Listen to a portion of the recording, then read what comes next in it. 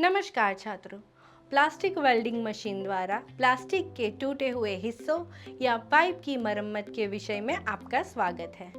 इस प्रक्रिया का उद्देश्य प्लास्टिक वेल्डिंग के माध्यम से टूटे हुए प्लास्टिक कंटेनर की मरम्मत करना है, जिससे एक मजबूत और टिकाऊ जोड़ सुनिश्चित हो सके। इस विषय में कई उपकरणों और उपकरणों का उपयोग शामिल है। यहाँ आमतौर पर उपयोग किए जाने वाले मुख्य उपकरण हैं: broken plastic pipe, plastic welding rod container की सामग्री से मेल खाती हुई, तापमान नियंत्रण के साथ plastic welding gun, safety goggles, heat resistant gloves, sandpaper या अब्रेसिव क्लॉथ, क्लैंप,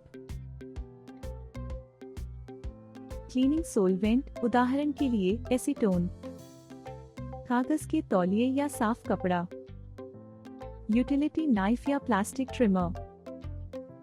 प्रक्रिया: सेफ्टी प्रिपरेशन। ए, अपने सेफ्टी गॉगल्स और हीट रेजिस्टेंट ग्लव्स पहनें।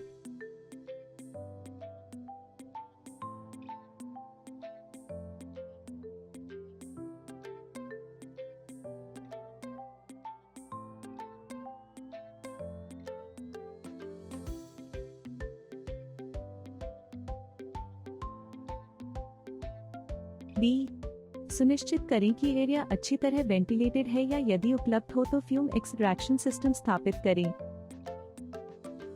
सी, एहतियात के तौर पर पास में अग्निशामक यंत्र रखें। ब्रेक को पहचानें। ए, क्षति के स्थान और सीमा की पहचान करने के लिए टूटे हुए प्लास्टिक कंटेनर की जांच करें।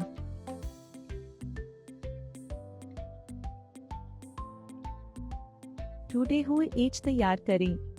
ए, टूटे हुए प्लास्टिक के एज को रफ करने के लिए सैंड पेपर या अब्रेसिव क्लॉथ का उपयोग करें। इससे वेल्डिंग रॉड को बेहतर तरीके से चिपकने में मदद मिलेगी। बी, खुरदरे किनारों को एक क्लीनिंग सोलवेंट उदाहरण के लिए एसीटोन और एक साफ कपड़े या कागज के तौलिए से साफ करें, किसी भी प्रदूषक को हटाने के लिए।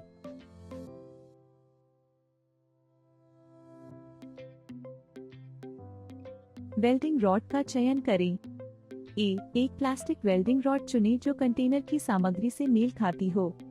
रॉड समान संरचना और कलर की होनी चाहिए।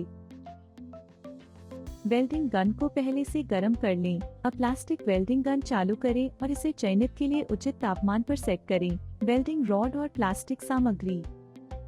विशिष्ट तापमान सेटिंग्स के लिए निर्माता के निर्देश देखें। वेल्डिंग। ए, पाइप को पकड़ने के लिए क्लैंप का उपयोग करें। यह एक टाइट बॉन्ड सुनिश्चित करता है। बी, वेल्डिंग रॉड को प्लास्टिक पाइप के टूटे हुए एज से पकड़ें जिससे वह थोड़ा पिघल जाए। सी, वेल्डिंग गन के नोजल को जोड़ के साथ घुमाएं, रॉड और पाइप के एज को एक साथ पिघलाएं। उन्हें फ्यूज करने के लिए हल्का दबाव डालें। डी, वेल्डिंग तब तक जारी रखें जब तक कि पूरा ब्रेक सील न हो जाए। सुनिश्चित करें कि वेल्ड इवन और स्मूथ है।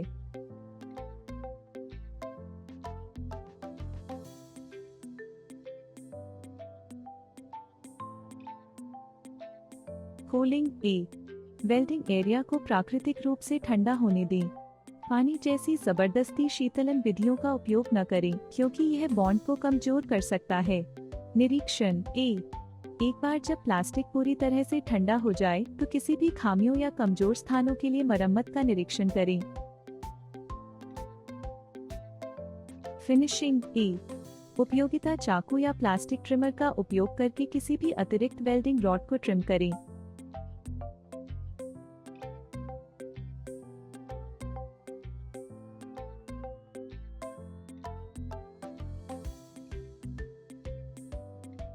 बी, यदि आवश्यक हो तो मरम्मत किए गए एरिया को स्मूथ बनाने और बाकी कंटेनर के साथ मिलाने के लिए रेत डालें।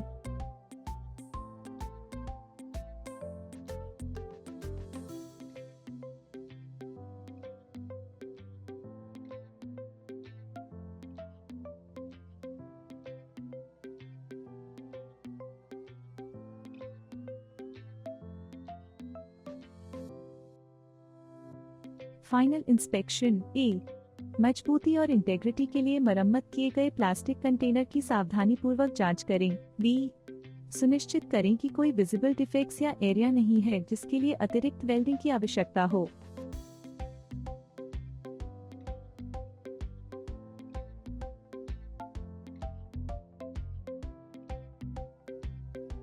Clean up. A, plastic welding gun को बंद कर दें और इसे ठंडा होने दें। बी, सभी उपकरणों को साफ करें और किसी भी अपशिष्ट पदार्थ का उचित तरीके से निपटान करें।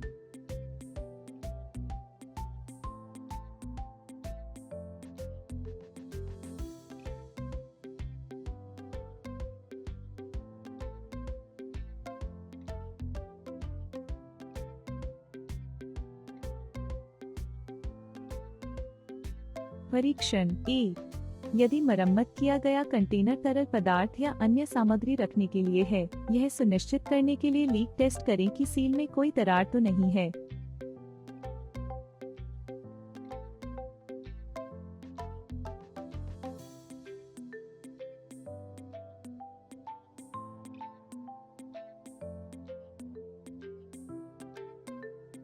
अपनी आँखों और हाथों की सुरक्षा के लिए हमेशा सेफ्टी गॉगल्स और हीट रेजिस्टेंट ग्लव्स पहनें।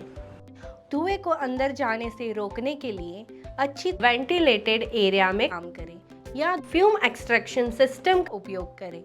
प्लास्टिक वेल्डिंग गन और रॉड के लिए निर्माता के निर्देशों का पालन करें।